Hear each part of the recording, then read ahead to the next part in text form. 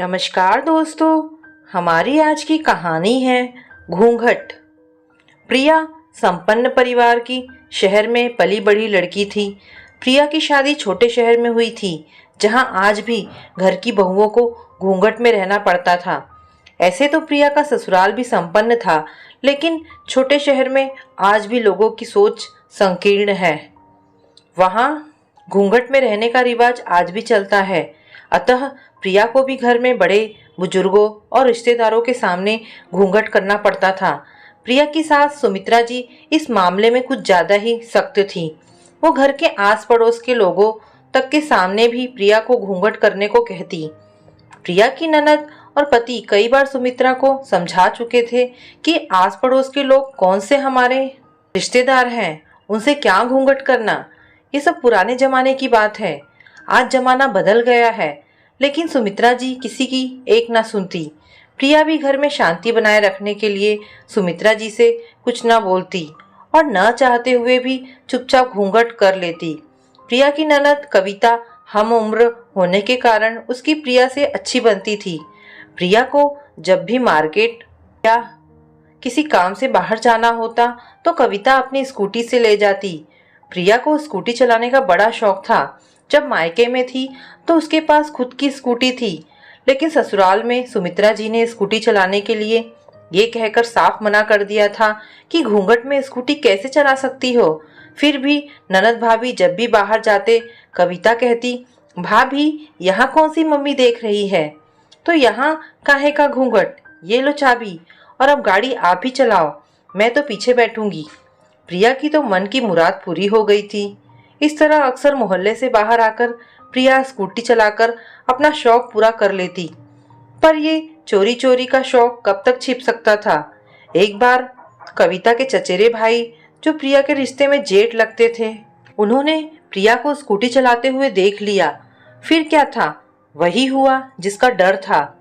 जब तक प्रिया और कविता घर पहुंचे, उसके पहले ही भाई साहब घर पहुंचकर सुमित्रा जी को पूरी जानकारी दे चुके थे। सुमित्रा जी गुस्से से आग बबूला हो गई थी। भाई साहब के जाते ही सुमित्रा जी ने कविता के गाल पर जोरदार थप्पड़ जड़ दिया। ये देखकर प्रिया थर-थर कांपने लगी। मैंने मना किया था ना कि प्रिया यहाँ स्कूटी नहीं चला सकती, फिर तुमने उसे अपनी गाड़ी क्यों चलाने दी। और प्रिया, तुमने तो हमारी नाक ही कटवा दी। कम से कम हमारी इज्जत का तो ख्याल किया होता। ये तुम्हारा मायका नहीं जो खुलेआम सबके सामने गाड़ी और अपना मुंह दिखाती फिरो। सुमित्रा जी गुस्से में बोले जा रही थी। प्रिया और कविता दोनों चुपचाप सुन रही थी। सबसे ज्यादा बुरा प्रिया को लग रहा था कि उसकी वजह से सुमित्रा जी कविता को थप्पड़ मार दिया। प्रिया ने कई बार सुमित्रा जी से माफी मांगी, पर वह बिना कुछ कहे अपने कमरे में चली गई। उसके बाद से प्रिया का घर से बाहर जाना बंद हो गया। अगर प्रिया को कुछ काम भी होता तो पति रमेश या कविता से बोलकर मंगा लेती।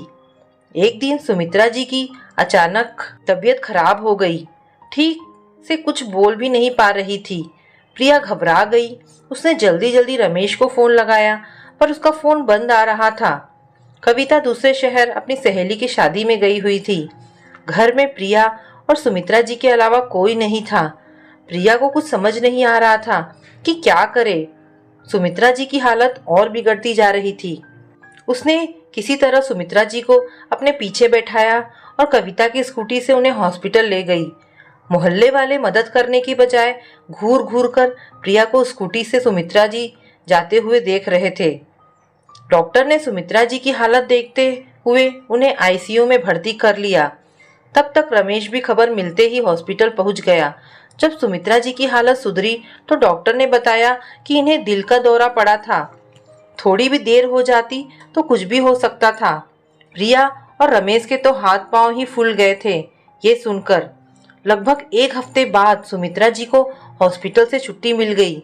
शाम को मोहल्ले की कुछ औरतें सुमित्रा जी से मिलने आई। हाल चाल पूछने के बाद उन्होंने सुमित्रा जी के कान भरने शुरू कर दिए कि कैसे प्रिया बेशर्मी से स्कूटी चलाते हुए गई थी और हम लोगों को देखकर घूंघट भी नहीं किया।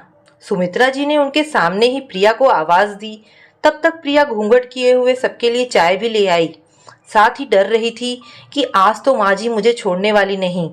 तभी सुमित्रा जी ने प्रिया को पास बुलाया और उसका घूंघट हटाते हुए कहा, ये हमारे घर की बेटी है और बेटी से भला क्या घूंघट करवाना। प्रिया को नई स्कूटी की चाबी भी दी जो उन्होंने पहले ही रमेश से मंगवा ली थी। आज से तुम भी स्कूटी चला सकती हो। मुझे माफ कर दो बेटा, अगर उस दिन तुम मुझे अस्पताल सही समय पर न ले जाती तो आज मैं यहाँ पर न होती। ये देखकर मोहल्ले की औरतें मुंह बनाकर चुपचाप वहां से चल दी और दोनों सास बहू चाय की चुस्कियों का मजा लेने लगी। तो दोस्तों, ये कहानी आपको कैसी लगी मुझे कमेंट करके अवश्य बताएं। धन्यवाद दोस्तों।